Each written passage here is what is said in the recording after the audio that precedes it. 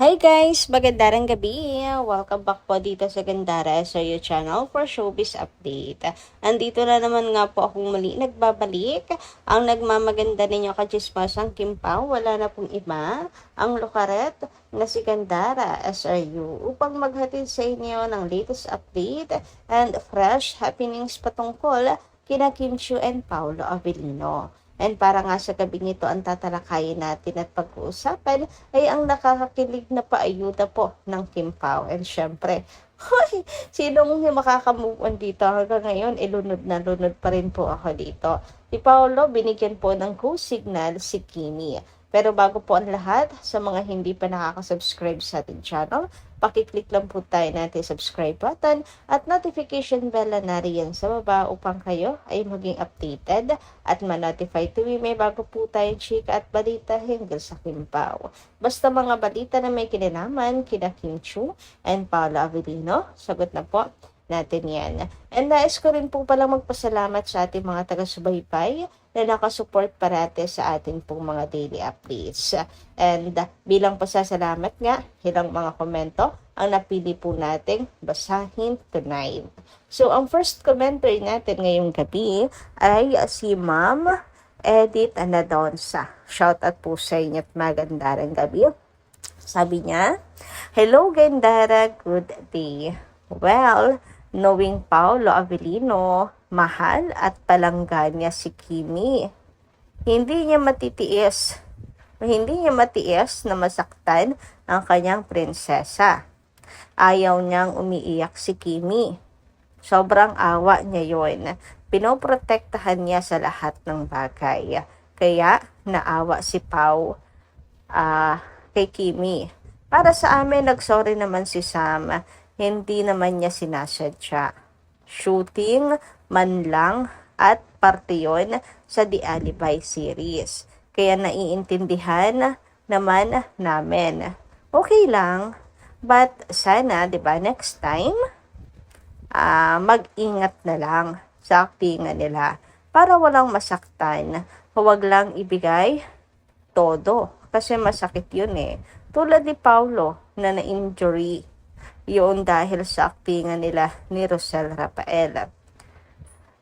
Bilang Matthew Cabrera, naawa kami kay Pao sa sobrang aktingan nila na nasaktan tuloy. Kaya wag na sanang ulitin yun. Kung mayroon man, hindi masyadong mabigat. We love Kim Pao." Yes, Madam Edith Nadonsa. Nako, pati po ako ay magre-react talaga kapag merong magagalit kay Sam dahil sa nasaktan niya si Kimi. Kasi malinaw na hindi sinasadya. Alam niyo kung bakit?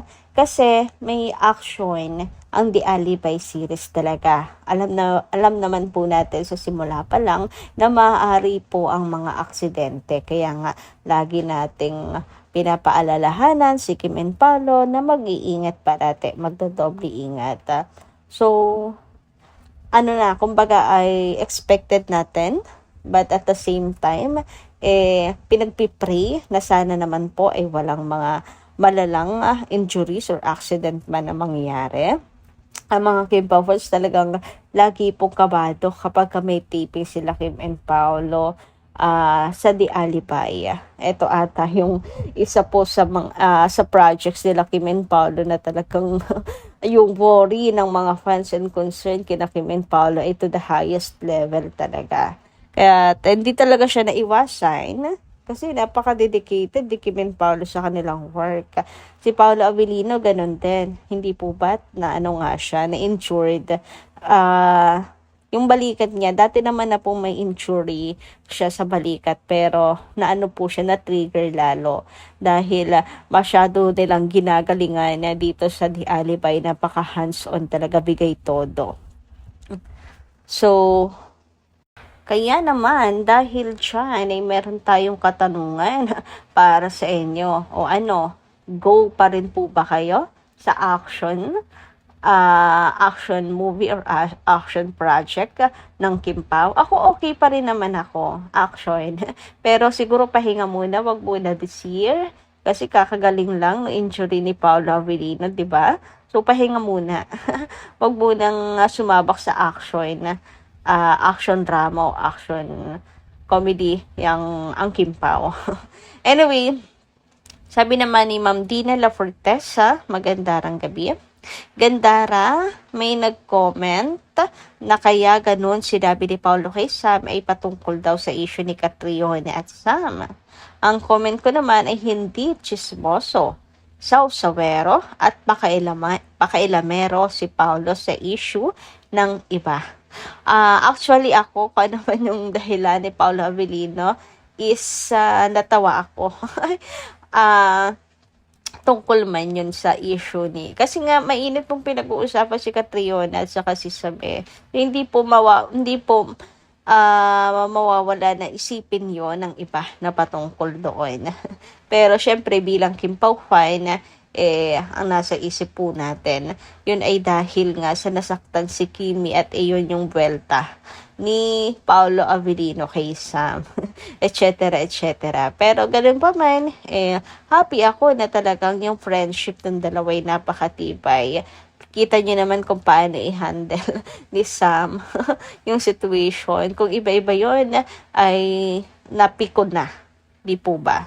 So, nasukat lang talaga yung friendship nila dalawa. At the same time, pagiging mature din na mag-handle ng mga ganyang bagay. Tapos, wala lang. Dagdag publicity rin siya, di ba? Kung iisipin ninyo, mainit yung pinag-usapan niya sa social media. Anyway, sabi naman dito ni Ma'am Litchen, magandang gabi.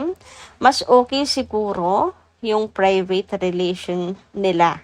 Basta 100%, sabi ni Pao, kaysa public nila sabihin nila maghihiwalay din yan. Naku, bakit baga naman ay nasa hiwalayan po tayo?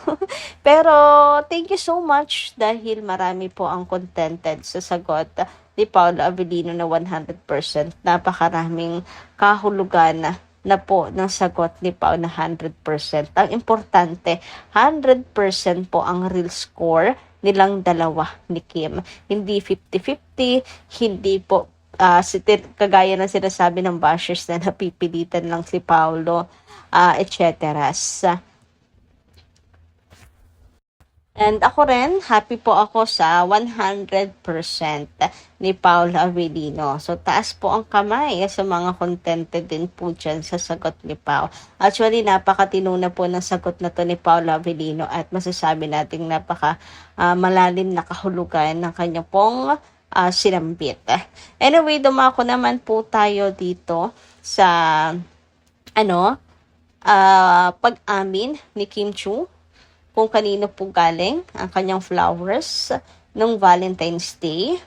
Syempre, wala pong iba kundi kay Paolo Avellino. Syempre, makakalimutan ba naman ni Paolo Avellino si Kimi? And alam nyo, ang isa sa ikinatuwa ng mga fans ay ang pagbibigay pa po ng go signal ni Paolo Avellino kay Kim tungkol sa letters. Sabi ni Pao, yung iba sasabihin po na lang yun, kumbaga ay lang ni Paolo Avellino, joke lang, pero seryoso ang mga Kim Pao na talagang may go signal na si Paolo, okay lang sa kanya kung sabihin ni Kim ano man yung nilalaman nung letter, di ba? May go signal si Paolo kay Chinita Princess, and ganun din naman siya before, naalala nyo? Valentine's din ata yun na sinabi ni Pao, bakit niyo mo pa sabihin yung iba ko pa niregalo sa'yo? Ay, ibig sabihin marami pang mga niregalo si Pao na hindi po sinishare ni Kimi. Diba? Ay, oo, tanda ko na yung inamin ni Kim din na sobrang aga ni Paolo dumaan. Ay, si Pao at umamin na sobrang aga niyang dumaan kay Kim pare abot yung flowers nung Valentine's Day last year din. Tapos sinabi rin ni Pao na marami pa siyang mga gifts kay Kimi na baka naman gusto rin ni Kim i-share sa public. Pero si Kim po sa huli pa rin ang nag-decide. Si Kim pa rin ang nag-decide na sinabi niya, okay na yun. Basta sa kanilang dalawa na lang yung letter. Pero nakaka-curious to. Ano kaya naman ng letter? Huy, chismosa yarn. Pero 'di ba, ibig sabihin lang po nito ay ready naman silang isapubliko yung relationship nila.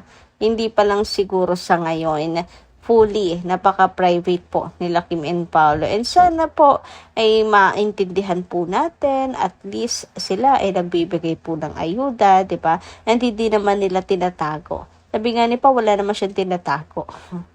Kaya ako naniniwala po ako sa sinabi ni Paolo Abilino na wala siyang tinatago. Magkaiba naman po kasi 'di ba, ang private at ang secret. Magkaiba po 'yun. So kayo ba guys, ano pong inyong masisay patungkol po dito? Comment ka lang po kayo dyan sa baba, and hanggang dito lang po muna yung ating update. Maraming salamat po sa inyong pakikinig, and kita-kits po tayo muli sa mga susunod pa natin chikas patungkol sa Kim Pao. Marami pong salamat at ingat po kayo palagi. Kung hey pa choy!